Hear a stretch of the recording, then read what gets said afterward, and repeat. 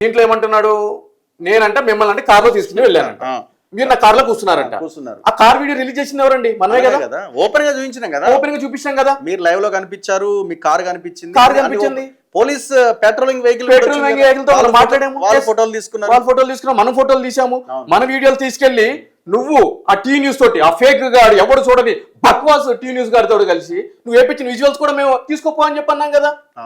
అంటే అదే నిషేధిత ప్రాంతమా? ఆల్ఖైదా ఏదో పాకిస్తాన్ ఆఫ్ఘనిస్తాన్ అది మనమే చేసినాం కదా. ఇక్కడ ఏమంటాడు, మీకు 2 చెక్కులు చేశాడు, సంతకం మీరే పెట్టారన్న యాంగిల్లో ఆయన మాటలు ఉన్నాయి. అంటే మీరే పేరు రాసుకొని మీరే డేట్ వేసుకున్నారు. ఇప్పుడు నెగోషియబుల్ ఇన్స్ట్రుమెంట్ యాక్ట్ అని చెప్పని ఒక చట్టం ఉంటుందండి. అదేంటంటే కనుక చెక్ బౌన్స్కి సంబంధించిన చట్టం అది. దానికి సంబంధించి కేంద్ర ప్రభుత్వం వాళ్ళు ఏం చేశారు అని అంటే కనుక స్పెషల్ ఫాస్ట్ ట్రాక్ కోర్ట్స్ ని ఏర్పాటు చేశారు వీటిని విచారించడానికి.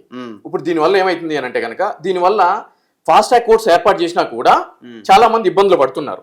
టైం లాగింగ్, ప్రాపర్ జడ్జిలు లేకపోవడము, ఇవన్నీ లేకపోవడం. ఇప్పుడు నా ఆనందమైన విషయం ఏంటి అని అంటే కనుక, ఈ రోజు నుంచి జస్టిస్ రంగనాథ్ గారు ఈ రోజు నుంచి చెక్ బౌన్స్ కేసులు విచారిస్తున్నారు. సో మీరు ప్రజలందరికీ విన్నవించుకునేది ఏంటంటే కనుక, మీరు కోర్టులకు వెళ్ళొద్దు, హైడ్రా ఆఫీస్ లో మీ చెక్ బౌన్స్ లో ఏమైనా ఉంటే కనుక ఈయన సివిల్ వివాదాలను పరిష్కరించేసి ఈయన మొత్తం తేల్చేసి అక్కడ పంచాయతీ పెట్టేస్తాడు. ఏది వెర్టెక్స్ వర్మకి చైతన్య రెడ్డికి మధ్య బేరం ఏ విధంగా కుదిర్చాడో అట్లానే చెక్ బౌన్సుల కేసులు కూడా బేరాలు కుదిర్చేస్తాడు రంగనాథ్. మీరు నమ్మరు రగ్గారు, సుప్రీంకోర్టు ఆగస్టు నెలలో అలహాబాద్ కి సంబంధించిన హైకోర్టు జడ్జి సివిల్ కేసుకు సంబంధించిన కేసులో క్రిమినల్ కేసు నమోదు చేస్తే దాంట్లో సమన్స్ ఇష్యూ చేశారని ఆ హైకోర్టు జడ్జిని రిటైర్మెంట్ వరకు కూడా క్రిమినల్ కేసులు విచారించడానికి లేదు అని చెప్పి చాలా సీరియస్ గా ఆర్డర్ ఇచ్చిన పరిస్థితి ఉంది సుప్రీంకోర్టు అలహాబాద్ హైకోర్టు జడ్జి వారికి.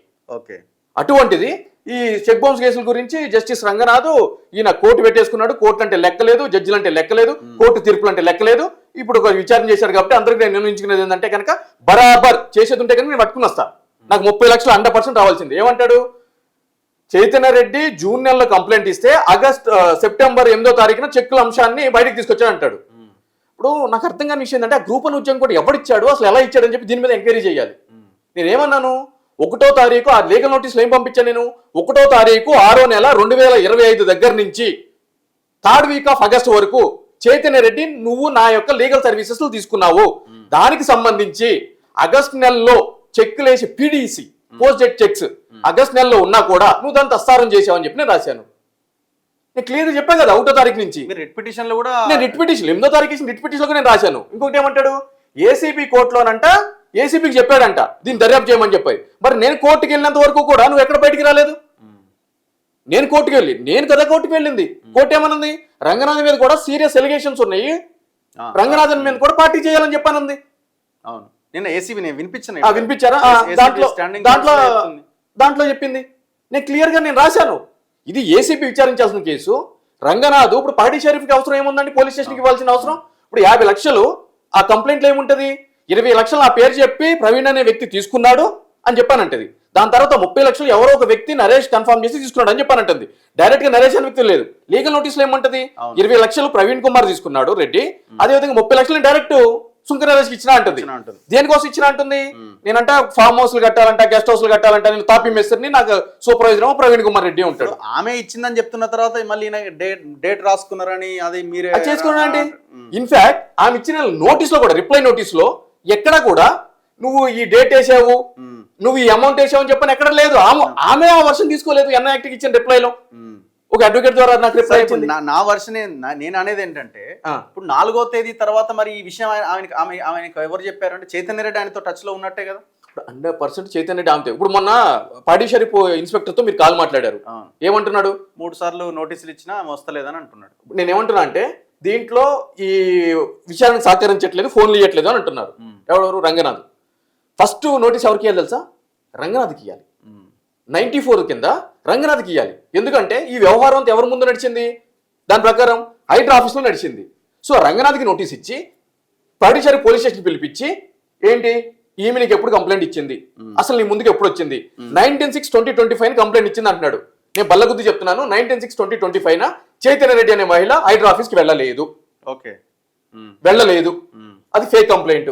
నేను చెప్తున్నా కదా, పాడిషరీ పోలీసు వాళ్ళు 94 CRPC ఇమ్మని చెప్పండి, 94 BNS ఇమ్మని చెప్పానండి. పాత 91, ఇప్పుడు 160 CRPC ఇమ్మని చెప్పండి. దానికి సంబంధించి CCTV ఫుటేజ్ మాకు సబ్మిట్ చేయమని చెప్పని అడగండి. మాకు ఇవ్వడం ఏంటండి? మీ దగ్గర ఫ్యాక్ట్స్ లేకుండా మమ్మల్ని పిలవడం ఏంటి? నాకు ఇచ్చారా నోటీసు? మాకున్న విషయం ఏంటంటే చందు శ్రీనివాస్ని కూడా కూర్చోబెట్టి మీరు రఘు పేరుని చెప్పాలి, ఇంకొకరి పేరు చెప్పాలి అని బలవంతంగా ఇబ్బంది పెట్టినట్టు కూడా ఉన్నది. అందుకే ఆ సీసీ ఫుటేజ్ బయట పెడితే వాస్తవాలు బయట 35(3) నోటీసు తీసుకెళ్ళడానికి వెళ్ళినప్పుడు ఆ చందు శ్రీనివాస్ అనే వ్యక్తిని రఘుకి, శంకర్ నరేష్కి ఎంత దమ్ముంటే వర్టెక్స్ వర్మతో పెట్టుకుంటారు. మళ్ళీ ఏంటి, అప్పుడు మొబైల్ ఆఫ్ చేస్తారు. దాని తర్వాత ఈ చందు శ్రీనివాస్ అనే వ్యక్తి ఆ ఐఓతో చెప్తాడు, రంగనాథే వర్టెక్స్ వర్మ దొంగ అని చెప్పని అన్నాడు. దానికి సంబంధించి నా దగ్గర చాట్ ఉంది, ఎవిడెన్స్ ఉంది. అటువంటి వ్యక్తి ఈ రోజు ఈ విధంగా చేయడం ఎంతవరకు సమంజసం అంటే కనుక అక్కడ మొబైల్ ఆఫ్ చేస్తాడు ఐఓ. నువ్వు ఫస్ట్ చెప్పు, రఘుకి డబ్బులు ఇవ్వకుండా నేను చేశాడంటావా? నాకెట్లా తెలుసు? రఘు ఎవరో నాకు తెలియదు, శంకర్ నరేష్ ఎవరెవరికి ఇచ్చుకుంటాడో నాకేం తెలుసు, అసలు తీసుకున్నా లేదు నాకు తెలియదు.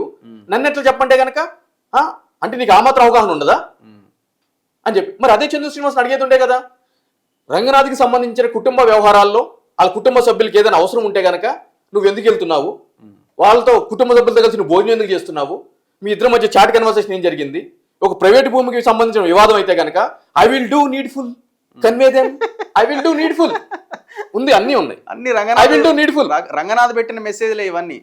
ఇప్పుడు రంగనాథ్ ఏమన్నాడు, ఇది గవర్నమెంట్ ల్యాండ్ లోకి మేము ఎంటర్ అవుతుంది తప్ప ప్రైవేట్ ల్యాండ్ లోకి ఎంటర్ కావాలి. Who is Chaitanya Reddy? Government ఆఫీసరా లేకపోతే ఆమె రెవెన్యూ ఆఫీసరా?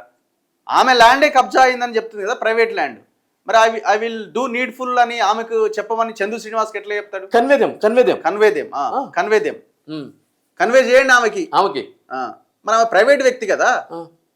నేను పంపించేస్తా, ఇన్స్పెక్టర్ వస్తున్నాడు, ఇన్స్పెక్టర్ మెసేజ్ చేస్తాడు, నేను వస్తున్నాను సైట్ కి, వాళ్ళని రమ్మని చెప్పానని.